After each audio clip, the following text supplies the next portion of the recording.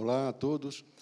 Estamos aqui para a segunda parte do InovaDay. Este InovaDay que está falando sobre bots, inteligência artificial, sobre o Watson.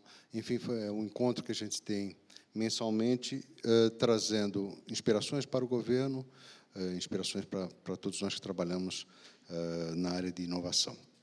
E quero agradecer aqui, já de primeira mão, a presença do Dr. Cláudio, que é da IBM Research, e que trouxe para cá todo esse conhecimento da origem disso, que tem maior força na área de inteligência artificial.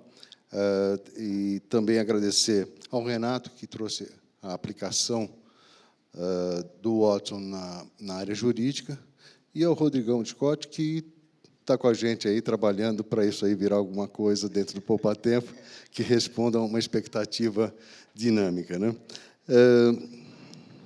Eu vou começar, minha posição aqui é de ser o intermediário entre a mensagem de vocês e o pessoal aqui, o pessoal que está na internet, por favor, continue fazendo as perguntas, já temos algumas aqui, mas eu vou dar uma prioridade para o pessoal que está aqui agora, que já está se acomodando.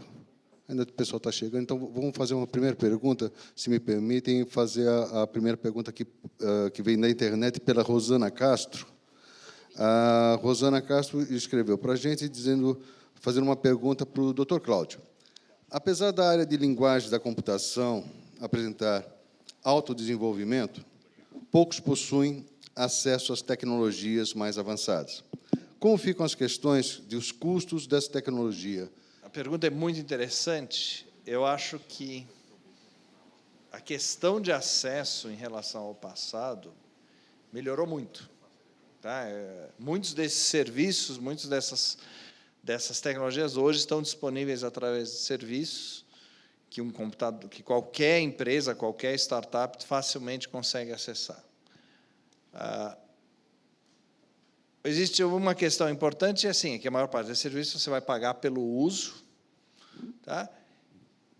E hoje ainda o custo deles ainda é razoável, não é algo baixíssimo. Mas à medida que a demanda aumentar, cada vez mais serviços vão ser providos por sistemas que usam máquinas dedicadas para fazer esse tipo de computação. E isso a gente espera que baixe muito o custo de usar esses serviços computacionais. Tá? É uma combinação do mercado criar uma necessidade, as empresas trazerem plataformas mais especializadas, mais rápidas, e a gente vai ver um custo muito baixo disso. Mas, como eu tentei colocar na palestra, o que antes eu precisava quase que fazer dentro da minha empresa, em termos de tecnologia de ponta de inteligência artificial, hoje é disponível com 3 linhas de código e um acesso à internet. O Watson, ele é uma plataforma, então, que eu posso... explica o Watson para a gente. Tá bom. Explicar o Watson é muitas coisas, mas vamos pensar assim. O Watson é a marca da IBM para levar a inteligência artificial para as empresas. Em parte das diversas subunidades do Watson, nós temos um sistema de provisão de serviços computacionais de inteligência artificial, incluindo processamento de linguagem natural, via a nuvem, via um sistema de APIs em nuvem. Isso significa que o meu programa ele abre uma porta com esse serviço, com esse sistema, e faz uma chamada via internet dizendo, olha, aqui está uma frase que uma pessoa falou. O que ela significa? E eu recebo um retorno e uso no meu sistema. Tá? Isso é algo que está disponível, inclusive está disponível para experimentação para qualquer pessoa por um certo tempo limitado, mas, do ponto de vista de provisão de permitir que qualquer empresa, qualquer órgão, até indivíduo tenha acesso às tecnologias, é algo absolutamente novo que aconteceu nos últimos 2 anos. E, como eu falei, não é só IBM. Vários provedores, várias empresas estão começando a prover esse tipo de serviço. Pergunta da plateia. Olá. Quem quer estar com o microfone? Pepe. As senhoras primeiro, as damas. Eu queria entender do Cláudio. Em pé, por favor, e seu nome, de onde você é? Cândida Poupa Tempo. O que significa exatamente esse pagar pelo uso? Ou seja, quando você está no processo de compra, quando o produto é comprado, você sabe que foi um processo eficiente. E quando você está falando de informação, como é que você sabe, se não por um sistema de pesquisa depois, tipo, foi boa a informação ou não, como é que você sabe que concluiu, que a pesquisa chegou ao seu destino? Tá. Que informação, né? Que informação? Eu diria assim, o pagamento de serviços de computação, de APIs em nuvem é parecido com energia elétrica. O que eu gasto, eu pago. Se eu chamei 3 vezes aquele programa, eu vou pagar aquele sistema, ele vai me retornar, eu vou pagar 3 vezes. Se eu naquele mês eu chamei 100 mil vezes, eu vou pagar 100 mil vezes. Tá? Isso é um modelo que existe hoje. O outro modelo, que vai cada vez ser mais comum, é que você tenha isso dentro de grandes empresas, esse modelo, esses sistemas funcionando. Então, por exemplo, poderia ter, vou dar um exemplo hipotético, a Prodesp, na verdade, contratar a tecnologia e prover os serviços internamente. Tá? Mas continua sendo nesse modelo de eu vou chamar, agora vou chamar um site interno, tá? A Prodesp comprou a tecnologia, comprou o serviço, instalou nos computadores dela, e agora todo o governo pode usar, de repente até com custos internos. Isso é como isso faz. Tá? Mas o que é importante é a gente entrar nesse mundo de que tecnologia está acessível por uma chamada, como de uma chamada procedural através da internet. E a gente paga o que se usa. Particularmente para pequenas empresas e para a prototipação, isso faz uma enorme diferença. Porque elas podem estar usando tecnologia de ponta a um custo muito baixo. E é um acesso muito fácil. Mas esse é o modelo de pagamento por uso. Eu vou fazer uma pergunta que acho que é para circular aqui, vem do Juarez Brandão, que fez pela internet. Com toda essa inteligência cada vez mais eficaz e poderosa, substituindo o homem, quais as habilidades, competências e atitudes que o profissional do futuro deverá ter? Eu gostaria da opinião de cada um sobre isso, sobre o profissional do futuro. Eu não sei se eu diria profissional do presente que está fazendo essas aplicações que já são o futuro. Eu acho que é muito importante essa capacidade de prototipação, de construir protótipos e testar muito rápido. Eu acho que isso é uma mentalidade que a gente tem que trazer para os profissionais de TI, mais do que existem hoje. Tá? Nós vamos cada vez mais precisar de pessoas que entendem de grandes volumes de dados e como manipular. Nós cada vez mais pessoas que entendem como usar algoritmos de processamento de linguagem natural e como treinar eles efetivamente, como usar e como criar essa explicação. E eu preciso, como sempre, pessoas que são capazes de entender os clientes, o público, e traduzir essas necessidades para a tecnologia que é disponível. Além do que o Cláudio já disse, eu acho que nós vamos precisar de um profissional que tenha realmente empatia, né? Que a pessoa consiga compreender o que as pessoas querem, como elas querem e que momento elas querem, né? Porque no momento que você tem todos aqueles profissionais técnicos que conseguem construir os algoritmos, mas os algoritmos só têm alguma função se ele puder servir para alguma coisa para o ser humano. Então, eu acho que em todas as áreas nós vamos precisar de pessoas que tenham essa empatia, porque a máquina não é, pelo menos até agora, capaz de ter empatia com as pessoas. Então, o ser humano hoje, com empatia, é capaz de conhecer, de conhecer realmente o ser humano, entender aquilo que ele precisa e como ele precisa, vai ter um valor muito importante, seja para as empresas, seja para o seu próprio empreendimento. Bem, de forma geral, o profissional do futuro vai ser aquele que está mais focado no qualitativo e não no quantitativo, né? A gente está observando cada vez mais as tecnologias sendo utilizadas para reduzir esforços que são repetitivos, por exemplo. Mas, sendo mais prático, eu diria que o profissional que tem a capacidade de assistir a máquina, no sentido de ajudar ela a ser treinada e colocar o conteúdo de uma forma que a máquina consiga fazer um bom uso. Então, não necessariamente ele seria um desenvolvedor, mas é o que a gente internamente chama de o cara que vai ensinar o computador, né? O cara que vai estar lá indicando para o machine learning o que é certo, o que é errado, como categorizar.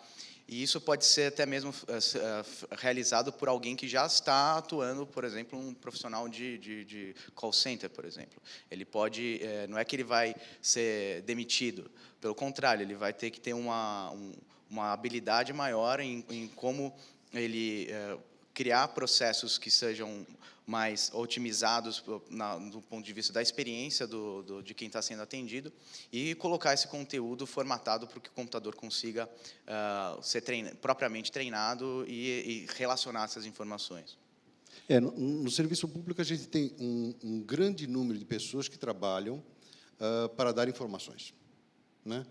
E um grande número de erros de endereçamento de uso de serviços públicos por falta de informações, né? Eu acho que, se a gente pegar esses profissionais e essa coleção de erros e conseguir sistematizá-los dentro de um panorama um pouco mais trabalhável por máquinas, o ganho é enorme. Não estou falando de abandono de profissões, mas de enobrecimento.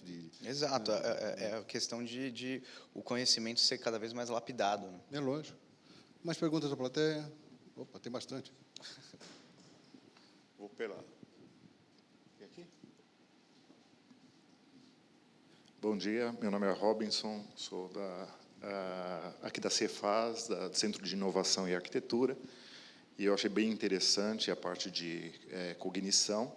Acho que tem um grande desafio aí de como a comunicação entre pessoas, né? Tentar trazer isso daí para o computador. Eu acho que queria destacar duas coisas. Como vocês trataram, rapidamente o Rodrigo comentou, mas como tratar a ironia, ou a mentira, ou a exacerbação que no emocional, na conversa, o ser humano consegue diagnosticar ou sentir que a pessoa está passando dos limites, ou está falando uma mentira, mas para enfatizar algo que ela quer transmitir. Então, como que isso é traduzido na linguagem de máquina? Bem, eu acho que o Cláudio pode falar melhor que eu, mas realmente existe um grande desafio aí na computação quando, por exemplo, vai se lidar com ironia, né? Tem o contexto envolvido, tem o objetivo do usuário, tem o cenário que ele está inserido, então não é trivial conseguir, de fato, falar se o cara está sendo irônico ou não, né? Existem formas que você consegue, em cenários específicos, treinar a máquina para que consiga identificar ironias mais recorrentes, né? Acho que posso citar o exemplo que você deu, Cláudio, do Neymar. Já citando, né? Por exemplo, que o Neymar caiu e tudo mais. Muitas pessoas estão falando do mesmo jeito, ou coisas que estão muito fáceis para você pegar esse conjunto de dados e treinar falando, não, isso daqui é ironia. Mas, às vezes, você tem um contexto, por exemplo, de um usuário perguntando sobre preço. Putz, esse produto está barato. E o cara está sendo irônico. E às vezes, como que você vai lidar com isso? Ainda é um desafio. Existem novos lançamentos. Cara, está muito rápido as coisas. Sério, assim. Eu posso estar falando isso, eu pego o celular e vejo que saiu já um negócio que consegue resolver. Inclusive, tinha um artigo lidando só com ironias. Ainda é desafiador, mas eu acredito que, sei lá, questão de um ano, 2, não sei. Se puder comentar. Olha, antes desse projeto, a gente fez um trabalho muito grande no ano retrasado, durante a Copa, de analisar postagens no Twitter sobre os jogos. Nós fizemos isso para a TV Globo. A gente analisou tudo que foi falado em português no Twitter durante os 64 jogos da Copa e E a gente desenvolveu um sistema que decidia se o comentário era positivo, neutro ou negativo. Esse sistema a gente treinou com dados da Copa das Confederações. Tá? E o que a gente viu, assim, se a máquina vê exemplo suficiente de ironia, ela aprende a reconhecer a ironia. Tá? E isso aconteceu, a gente viu para aquele volume acontecer durante a Copa, exatamente isso. A máquina sabia que Neymar caiu de novo, era um comentário negativo. Ela entendia a valência. Se a gente olhar onde a gente está hoje, assim, tem ainda enormes desafios em entender linguagem. Tá? A gente resolveu alguns problemas, tem muitos em aberto, mas o que os chats, essa tecnologia vai trazer é um volume de dados que a gente nunca teve antes para trabalhar. E aí a gente pode realmente pensar em treinamento muito mais sofisticado de máquinas do que a gente faz hoje. Tá? E a gente tem outras situações, em outros domínios, em que a gente já vê isso, o impacto de ter milhões e milhões de exemplos e de como isso melhora a performance da máquina. Voltando para o presente. Tá? Dentro daqueles serviços que estão disponíveis lá naquela plataforma do Watson, existe um serviço que se chama Tone Analyzer. Eu pego um texto, jogo, digo, qual é o tom desse pequeno texto? Vale para pequenos textos, na verdade. E ele me diz se é positivo, negativo, se tem raiva, se tem felicidade e assim por diante. Ainda a acurácia disso ainda é limitada, mas já dá para experimentar e principalmente permitir que desenvolvedores dizem, muito bem, e agora que eu sei que a pessoa está feliz, como o meu computador vai reagir? Que, na verdade, é muitas vezes a pergunta difícil. Tá? Então, assim, a gente já começa. Eu tenho um serviço lá que, se você der um volume grande de postagens de alguém, tá, um volume assim, 100, 200 interações da pessoa, ele analisa as palavras e retorna a personalidade daquela pessoa. Aquele modelo que chama Ocean, né? Se a pessoa é introvertida, extrovertida. Então, assim, tudo isso tem limitações, ainda não está ótimo, mas já está disponível. Está lá, na mão de qualquer um, na mão de qualquer empresa que vai lá e acessa como um serviço. E cada vez mais a gente vai ver isso. Mas o grande desafio é integrar isso no seu sistema. Tá? O cara vai no poupa-tempo. Tá? Muito bem, o meu sistema descobre que ele está bravo. Como é que isso muda o comportamento do atendimento? Como uma pessoa faria. Tá? Isso ainda é mais difícil ainda do que reconhecer se a pessoa está brava ou não. Tá? E aí está o desafio que a gente vai ter que entender, testar sistemas, mas o melhor jeito é construir um sistema, põe ali, vê o que não está dando certo e refaz o sistema. Isso é uma coisa fantástica sobre conversas, que eu acho que ele talvez esperei. É que você tem um registro muito claro do que não dá certo, do que o sistema não sabe. Quando alguém faz uma pergunta e não responde, eu sei o que a pessoa está procurando e eu sei o que o meu sistema não sabe. Isso não existe, isso é muito mais difícil em interfaces tradicionais por point and click. Descobrir onde o seu sistema não está provendo o que ele deveria.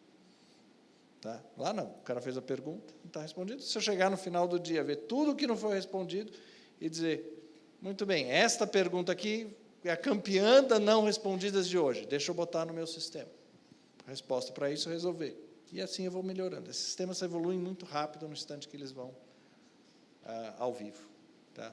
Mas aí, e se a pessoa estiver brava? Bem, eu não sei, vou ter que ver como fazer isso. Mas é um outro nível de feedback de usuário em relação às interfaces mais antigas. Claudio, eu entendo que na IBM você tem uma grande equipe que formula tudo isso aí, enfim, bastante... Grande equipe? Eu tenho 10 pesquisadores no meu grupo, é isso que eu tenho. Ótimo. Já é o dobro da Igual VSP, então vocês estão bem. A minha pergunta é sobre quem faz, quer dizer, o caso do Rodrigo, por exemplo, que constrói, mas é do lado da programação, do lado do algoritmo, se o governo quer isso daí, que equipe ele tem que ter, além dos desenvolvedores, além de trazer? Que profissionais ele deve reunir para montar soluções? Economista comportamental, psicólogo, que tipo de profissão existe para isso? É uma boa pergunta. Isso faz parte do que a gente está pesquisando. Tá? Mas, com certeza, você precisa ter um profissional, um designer de interação, uma pessoa que entende de trabalhar com usuários e entender as necessidades deles e traduzir isso para requisitos e modelos para o sistema. Óbvio, você precisa ter gente, como o Rodrigo falou, você precisa ter gente que entenda como treinar e como tirar o máximo de algoritmos de inteligência artificial. Mas tem um novo profissional que a gente ainda está tentando definir, que é um profissional que sabe escrever. Porque, em geral, designers têm uma formação visual e um skill visual. Tá? E, mais ainda, ele tem que saber escrever de diferentes maneiras, mais simples, mais difícil, como homem, como mulher. Tá? Porque sistemas conversacionais, as pessoas vão enxergar homem e mulher neles. E é melhor que o sistema seja consistente. E se ele estiver prestando, por exemplo, vou pegar um exemplo, assistência para gestantes, é melhor que ele soe como mulher do que como homem. E quem, dado um conteúdo, sabe escrever como homem e como mulher? A nossa aposta é pessoas com formação de escrever para teatro e cinema, que estão acostumados a fazer essa modulação de voz, de assumir personagens, entre aspas. Tá?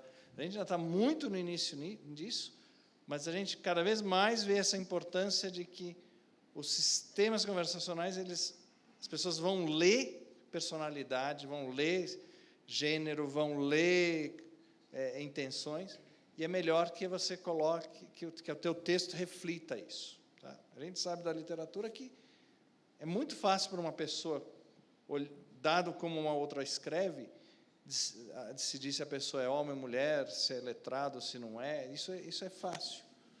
Isso faz parte da escrita. Tua escrita não existe escrita neutra. E a gente vai ter que fazer esse design, como hoje a gente contrata um design visual para deixar o website coerente do ponto de vista visual. A gente vai ter que contratar a gente acha que vai ser algo com essa formação, ou um jornalista, para fazer um texto coerente, um texto bom, fácil de ler, fácil de entender.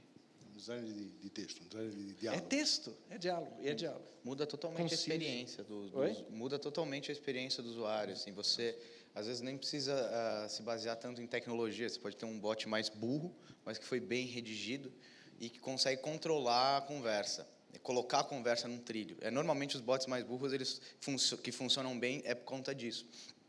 Então, por exemplo, um dos testes, quando a gente começou a desenvolver, a gente colocou uma mensagem inicial para o usuário, né? O usuário falava oi, por exemplo, para falar com o bot, e o bot respondia naturalmente, mas ele não falava especificamente o que ele poderia fazer. Aí, quando a pessoa se dá conta que está falando com um robô, e aí o diálogo, na verdade, não acontece. Ou a pessoa tende a trollar o robô e ficar lá falando, e aí, não sei o quê, falando tudo que o robô não faz. Aí o robô fica pior ainda. Então, ter uma interação bem desenhada, um roteirista, é fundamental. Né? Os novos UX designers, né? Trabalhando não com gráfico, mas sim com texto. Então, você falar para o cara, eu sou robot tal, consigo te ajudar dessa forma. Já, exponencialmente, a experiência do seu robô está muito melhor. Nós tivemos não é bem esse o caso, mas nós tivemos uma experiência interessante quando nós colocamos vários advogados para treinar o robô. E aquilo para os advogados era uma coisa absolutamente constrangedora, porque ele não acreditava que ele estava treinando alguma coisa. Ele falou, não, escuta, eu não vou ficar aqui treinando porque eu não sei com quem eu estou falando. Isso daqui é pegadinha que vocês estão fazendo, alguma coisa assim. Então, é um momento, né, eu acho que o Cláudio colocou isso no começo da apresentação dele, muito interessante que nós todos estamos vivendo, né? Essa interação mais profunda do homem com a máquina, né? Porque até certo ponto a pessoa pode olhar e falar, peraí, mas eu estou criando um monstro aqui, eu estou criando aquele monstro que vai me pegar lá na frente. Então, existe hoje são muitas pessoas que têm essa percepção de que a máquina pode, efetivamente, acabar com muitas profissões. Aliás, acho que a pergunta do profissional do futuro é qual seria a profissão do futuro, né? Qual será a profissão do futuro? Eu tenho uma piada para isso, que é adestrador de máquina. Tá? Você vai lá, que nem tem de cachorro, você vai lá, qual é a minha função? Eu treino máquina para fazer direitinho. Esse papel que o advogado fez, aí, os advogados foi de adestramento mesmo. Né? A gente fala que ele é um tutor, porque aí a pessoa se sente melhor. mais Mas ele é adestrador. Adestrador de máquina. Agora, há uma vantagem para os advogados, porque encontrar alguém que entenda o que eles falam. Né? Isso é uma coisa... É outro processamento de linguagem natural. Em defesa da classe, eu queria perguntar, todo mundo entendeu o que eu falei aqui, né? Por mais que eu estivesse na área dos meus colegas aqui, mas eu acho que vocês conseguiram, mas de fato, se você pegar a profissão do advogado, é uma profissão, existem aquelas perguntas, né? Por que você vai procurar um advogado? Né? Por que se procura um advogado? Né? Porque, no fim do dia, o advogado, a resposta, tem várias, né? Mas a resposta é, o advogado é detentor de um conhecimento técnico. Ele é detentor, ele é um gatekeeper desse conhecimento. Então, em tese, você só pode ter um conselho jurídico de um advogado. Então, essa premissa é que pode ser ou não quebrada pela tecnologia. Quer dizer, até que ponto uma máquina, e aqui eu não estou dizendo nem que vai, nem que não vai, só estou colocando a provocação, uma máquina vai poder, efetivamente, aconselhar alguém juridicamente, sob o ponto de vista legal. Acho que esse é o desafio. Isso já tem algumas coisas, algumas experiências fora do Brasil. Né? Eu preciso dizer que a atividade de advogado é uma atividade regulada, tá? Mas existe essa pergunta, se a máquina teria capacidade disso. E aí vem uma pergunta anterior, né? Se isso seria legal, né? Ter uma máquina aconselhando um ser humano sob o ponto de vista jurídico. Né? Eu não me atrevo a dar uma opinião a respeito disso, mas acho que é uma boa pergunta para se pensar, né? Do mesmo jeito, médico, né? Médico é a mesma coisa. Até que ponto a máquina vai poder dizer, não, esse sujeito tem essa patologia ou aquela patologia. E o médico dizendo outra coisa, quer dizer, como é que fica, né? Como é que nós vamos trabalhar com essa interação no futuro? Ok, mais perguntas da plateia? Bom dia, meu nome é Marcos, com consultores associados de segurança e ordem pública, mas atuei durante 34 anos em diversos órgãos do governo do Estado de São Paulo. Primeiramente, enaltecer a iniciativa do InovaDay, na figura do Roberto Arbuni e sua equipe, que, em específico, no que diz respeito ao tema de hoje, tem dois desafios.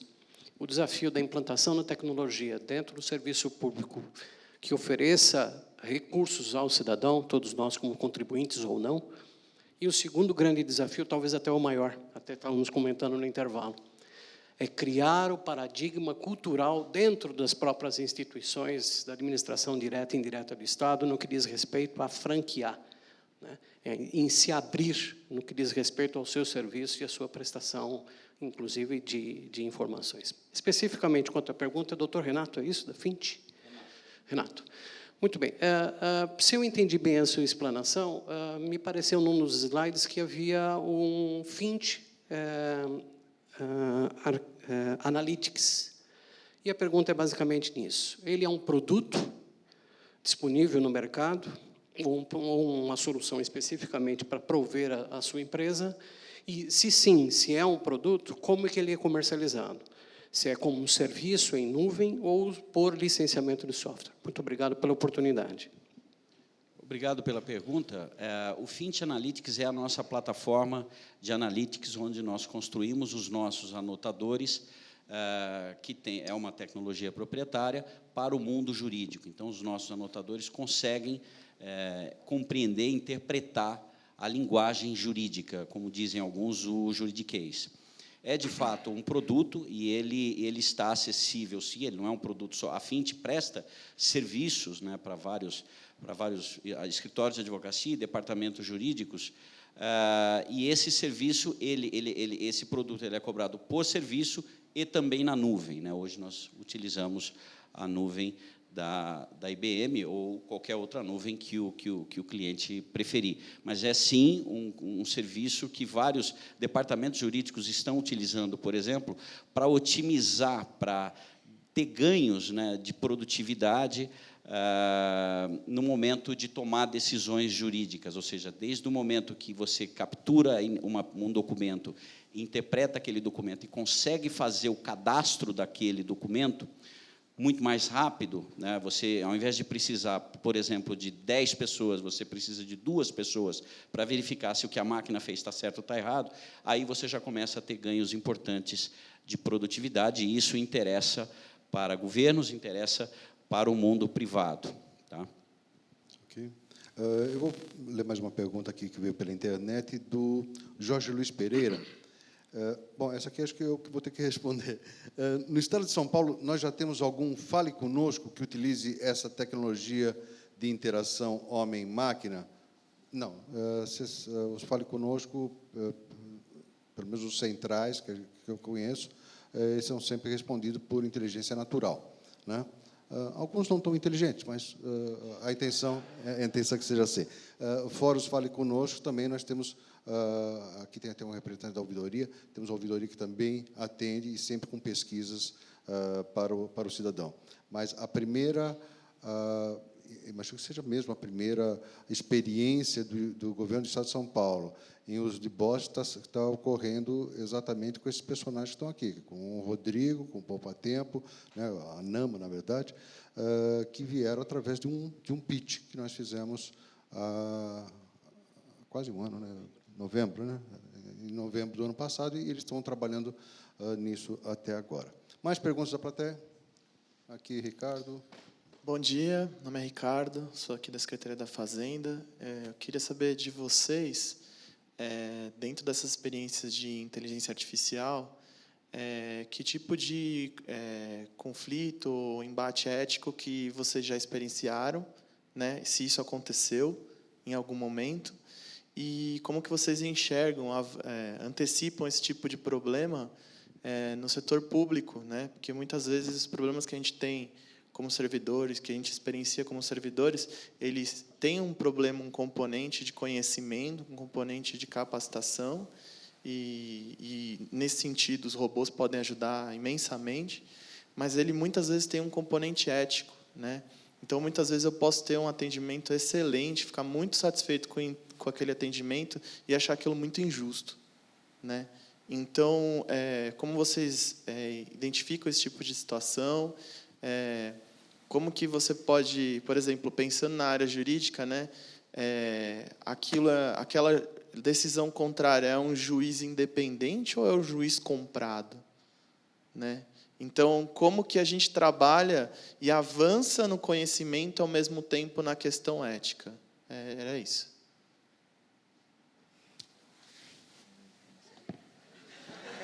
Essa Chocou. pensando, essa precisa chamar uns serviços extras aqui. Não, eu acho assim. E parte do problema é que isso é um campo muito grande. Tem muito. Estou tentando pensar um exemplo em que isso seja interessante. Recentemente a gente teve lá acho que foi na Califórnia, o primeiro caso de um carro automático que matou o seu motorista, certo? Não sei se vocês viram, um carro que dirigia por si só, tomou uma decisão errada e matou. Tá? Esse é o primeiro de muitos desses. Tá certo? A realidade é que decisões são tomadas com informação incompleta. Tá? E isso hoje deve ser feito por humanos e vai ser feito por máquinas. A pergunta que vai ser muito interessante para a gente pensar como a gente vai se responsabilizar isso e, principalmente, como que a gente vai evitar que isso ocorra. Que tipos de controles eu vou colocar em cima desses sistemas? Como é que eu certifico um sistema de diálogo como sendo correto? Tá? Então, assim, a minha resposta para você, nessa área, do ponto de vista da ética do provedor, é que tudo isso é novo. É óbvio que tudo que não é tão diferente assim de fazer um app para uma empresa contratar um app para a gente entregar um app. Mas agora, com o componente de inteligência artificial, tem um nível de que é difícil garantir que a decisão tomada com informação limitada é a melhor. Tá? E aí a gente vai ter que construir essa regulamentação, essa prática de como lidar com isso. Tá? Que alguma hora um bot vai mandar para as pessoas para o lugar errado? Vai. Como hoje um call center manda. Tá? Uma das poucas vantagens, até estava comentando com o Rodrigo, é que eu tenho um registro muito claro do que aconteceu. Se houver dúvida do que aconteceu, ao contrário do call center hoje, está lá, diz, você realmente aqui me falou isso. Não, pode até ter uma diferença de interpretação, mas pelo menos eu não tenho dúvida do fato do que foi falado. Tá? Isso vai permitir uma transparência, por um lado, e, ao mesmo tempo, permite que eu avalie esses serviços como eu nunca fiz antes. Porque eu posso pegar todas essas transcrições e dizer, poxa, esse chat está provendo a resposta certa. As pessoas estão provendo e assim por diante. Mas agora eu passo a bola porque isso é difícil. Não, só comentando, eu queria também entender um pouco da sua pergunta. Você falou, o cidadão, às vezes, tem um atendimento, o cidadão, ou, enfim, o usuário, tem um atendimento excelente, nota 10, mas, às vezes, foi injusto. O que você quis dizer com isso? Não, eu estou pensando mais especificamente, por exemplo, aqui na casa, na questão da legislação tributária, né? Então, é um emaranhado que até estava brincando com a Guni, né? Quem que entende isso, né? Manda para um robô, porque a gente não vai conseguir entender completamente, né? E, assim, se um dia a gente aplicar de verdade, da forma mais completa, tudo isso, às vezes tem regras que são conflitantes. Às vezes, no próprio direito, né, acho que tem regras que são conflitantes, são regras que dizem o contrário, em algum momento vai soar injusto, entendeu? E aí, assim, o atendimento pode ser ótimo, né? Foi maravilhoso, mas foi injusto. E aí, como a gente trabalha com isso dentro do fato de trabalhar com robôs, né? Acho que comentário jurídico, né, deixar com... Mas, assim, de uma forma geral, coisas interessantes que têm acontecido, né? Por exemplo, um carro automático que já salvou várias vidas, matou uma pessoa.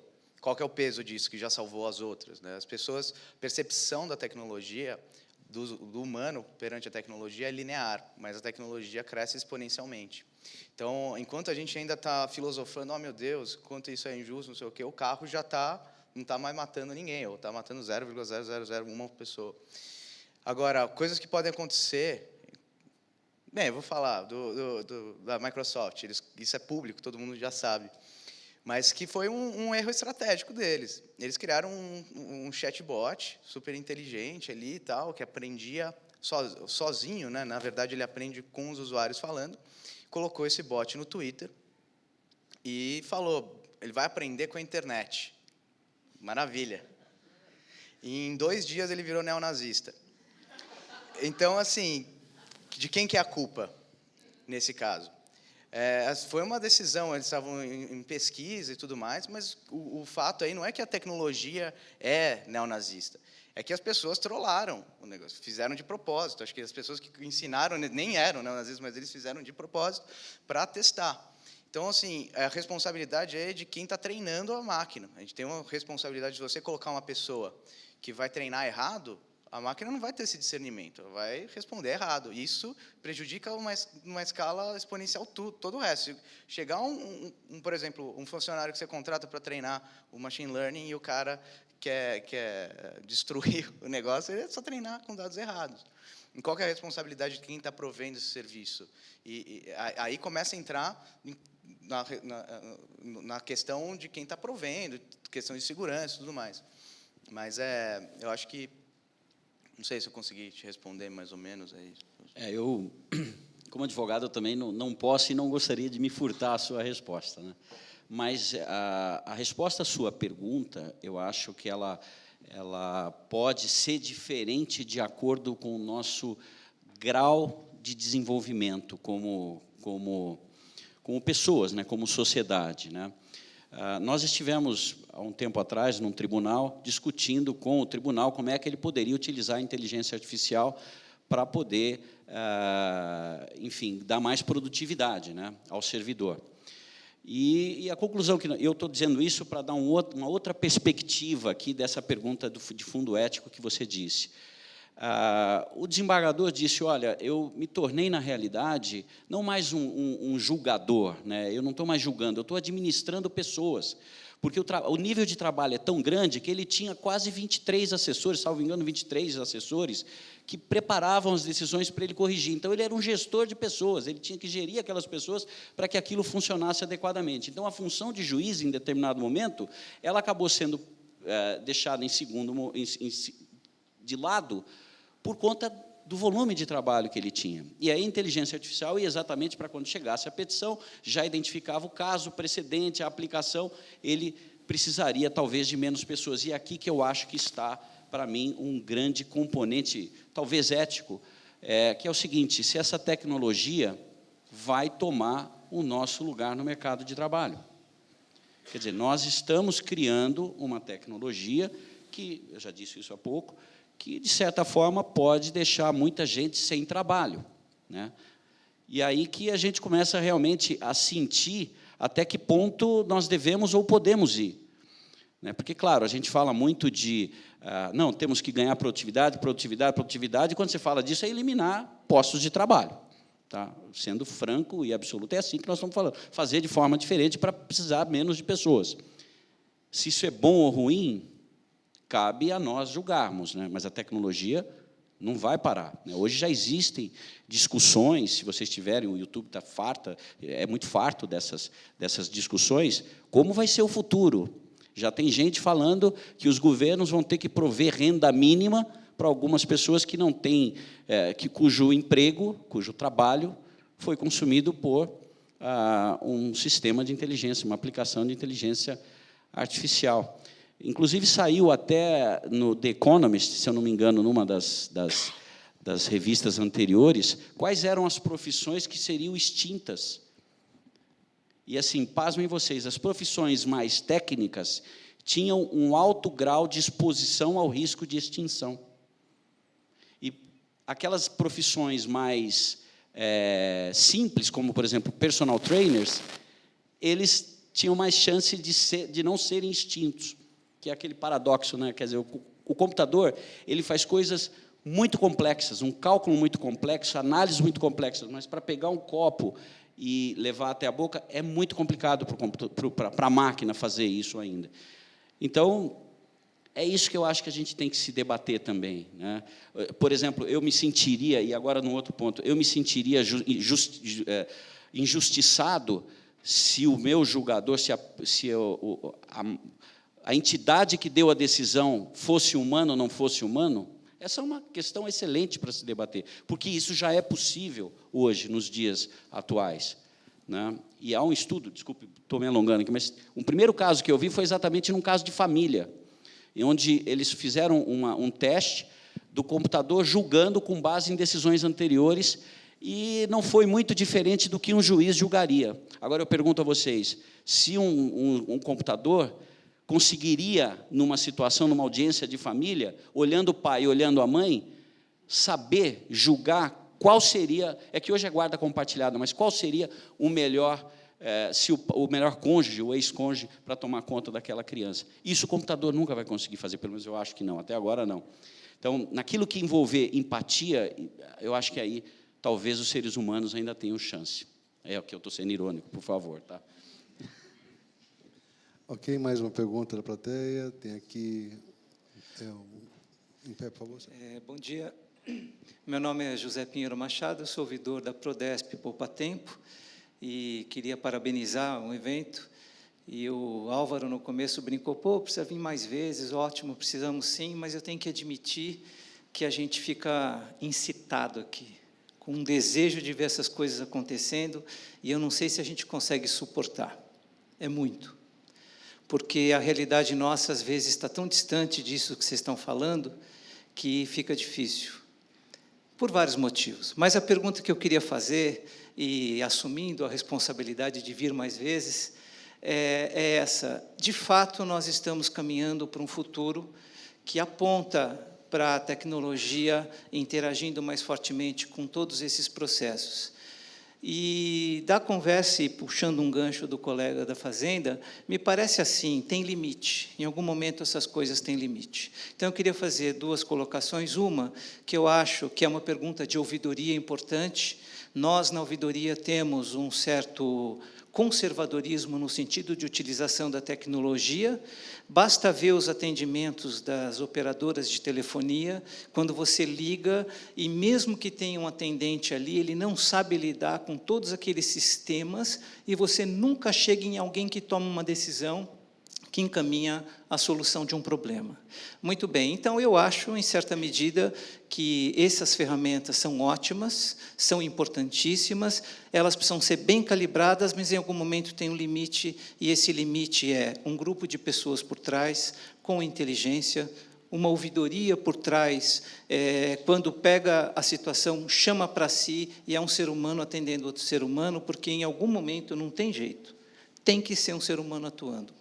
Pode ser, talvez, um pouco conservadora a minha visão.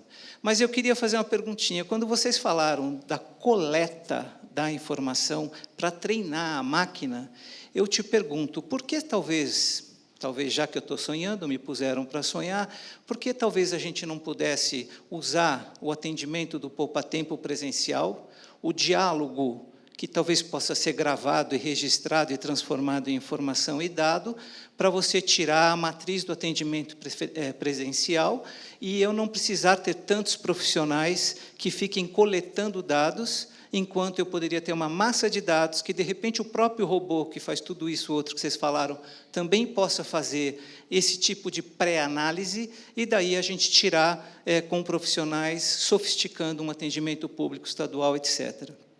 Por exemplo, quando a gente fala em informação, hoje no Estado, se você liga para um 0800 do Estado, talvez a informação que é dada num seja bem diferente da do outro. No poupa-tempo, nós temos essa preocupação de que a resposta que é dada para um cidadão seja bem parecida do que aquela resposta que é dada para um cidadão naquele poupa-tempo lá do outro lado do interior do Estado. Então, é um pouco o desafio que eu queria perguntar esse. Daria, no poupa-tempo, nós tivemos no e-poupa-tempo um laboratório que fazia usabilidade de ver como sistemas podem ser bons. Talvez, se a gente reproduzisse isso numa estratégia qualquer em parceria, com a experiência que o governo tem, talvez ajudasse isso? Essa é a pergunta um pouco fantasiosa até. Obrigado. Tá, bem, só, a máquina não faz milagre, ela não vai ser uma solução que você vai conectar e facilmente você vai ter 90% do seu atendimento sendo retido com maior tranquilidade. Principalmente quando a gente está lidando com órgãos públicos, ou com conexões, com sistemas, enfim, complexos aí. Só apontando para como que funcionaria decentemente, não depende só da tecnologia da NAMA, da IBM, enfim, depende também de como que o seu sistema foi construído e como que você vai compartilhar o acesso desse seu sistema com a inteligência artificial. Senão, o robô ele só vai fazer perguntas e respostas simples e não vai ser tão mágico.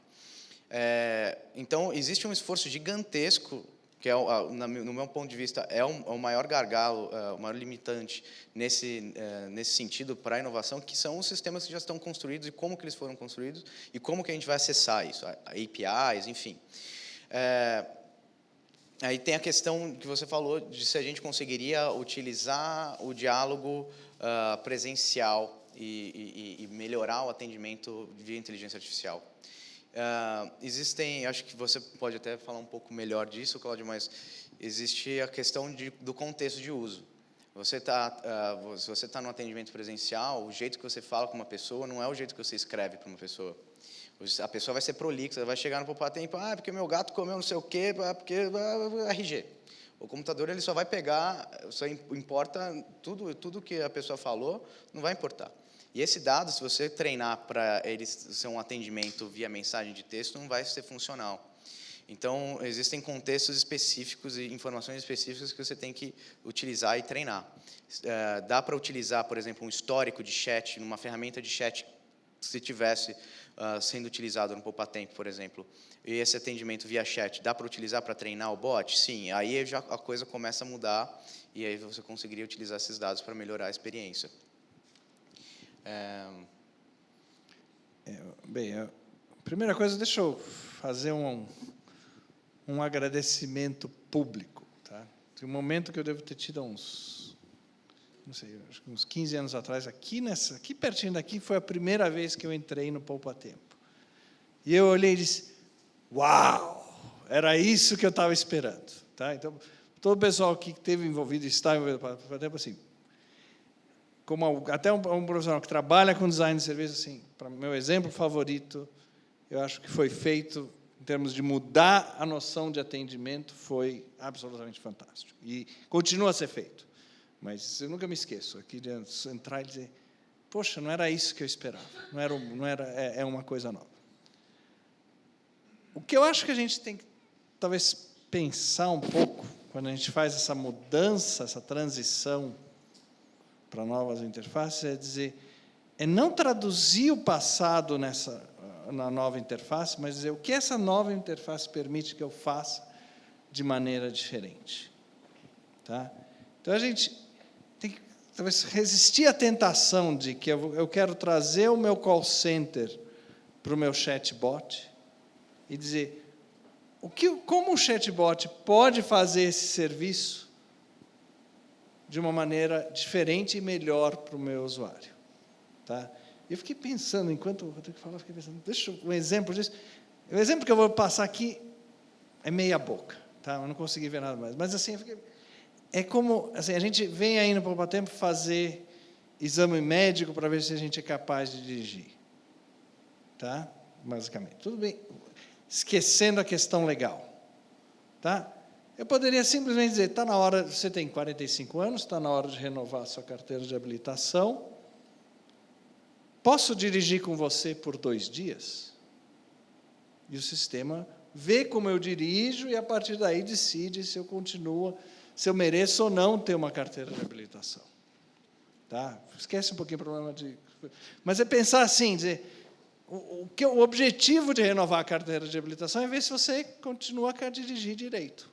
Pelo menos deveria ser. Tá? E faz o exame de vista para você, se não ficou mais sério. Poxa, será que para cumprir o dever social que o Detran tem de garantir que tem motoristas habilitados, será que eu não posso usar outros dados e outras maneiras? E acho que é assim que a gente tem que pensar. Quer dizer, que coisas diferentes eu posso fazer? Tá? Assim, ao invés de... Eu converso com o meu imposto de renda, eu estou pensando em Ministério da Fazenda, né, com o imposto de renda federal, uma vez por ano. Poxa, talvez não seria mais sentido ser uma conversa mais constante, tá? em que tudo isso usa o fato de que ele tem informações. Poxa, tem uma nota fiscal aqui, você não devia estar pagando o leão, parará. E fazer, em vez de ser uma conversa, não. Isso é que o desafio é esse.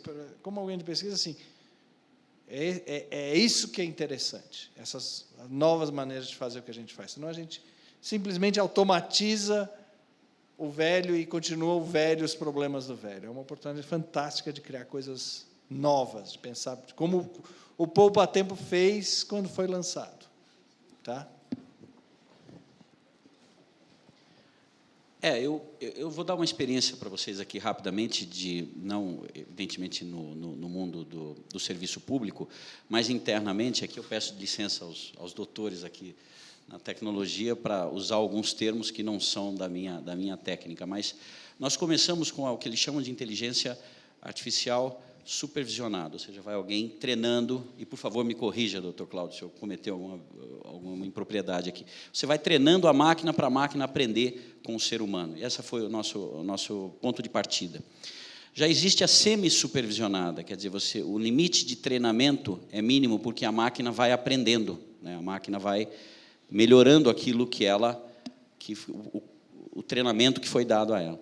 e tem a não supervisionada. Hoje nós já estamos passando para o não supervisionado, ou seja, deixando a máquina sugerir modelos e deixando a máquina dar as respostas. Por exemplo, nós introduzimos vários dados jurídicos e pedimos para a máquina nos dar visões do que ela está enxergando, né? Então, essa é a nova, o nosso atual estágio hoje, para ver até que ponto a máquina aprendeu e até que ponto ela consegue realmente nos dar diferentes enfoques, né? Então, por exemplo, você pode ter hoje, nós podemos estar conversando aqui, ter uma máquina ouvindo, né? E a máquina, depois de ouvir todo mundo falar, dá a opinião dela sobre o assunto.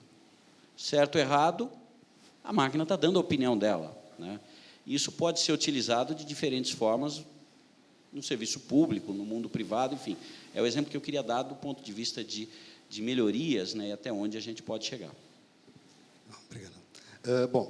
Temos ainda várias perguntas aqui da plateia, várias perguntas da internet, mas o evento está chegando ao fim. Então, eu queria pedir o seguinte, já temos meio-dia aqui, temos combinado com os nossos palestrantes que, graciosamente, vieram aqui. Mais uma vez, quero agradecer, doutor Cláudio, muito obrigado pela IBM. Nos anos 80, eu frequentava os corredores da IBM e tinha lá um quadro muito comum nas salas, que era a palavra think, né? Tinha o pense em tudo quanto é lugar na IBM, no final dos anos 80, meados disso. Nunca pensei que fosse um recado para a máquina que eles estavam dando, né? Pensei isso não mudou, continua lá. Think continua sendo o lema da IBM. Que bacana. Bom, quero também agradecer aqui ao doutor Renato, que esteve aqui trazendo uma experiência muito importante para a área de governo, acho que não só para a área jurídica, mas existe toda uma centena de coisas que a gente pode fazer na área de taxas, de impostos, enfim, de contenciosos outros, né? E ao Rodrigão, que já somos parceiros aqui, agora é parceiro de governo, a gente precisa aprender muito, eu acho que é uma oportunidade muito grande que está sendo dado ao governo. A vocês três eu quero dar meu agradecimento, aqueles que estão pela internet e que nos assistem aqui. Muito obrigado. O nosso próximo Inova Day será um Inova Day especial, dia 2 de setembro, lá na Rua Boa Vista, no auditório da Cidade 1. Na Rua Boa Vista, também no mesmo horário, das 9 ao meio-dia, nós vamos trazer a tecnologia BIM. Você quer falar mais alguma coisa? Bom, eu não enxergo daí. Então, muito obrigado, um bom final de semana a todos e até o próximo Inova Day.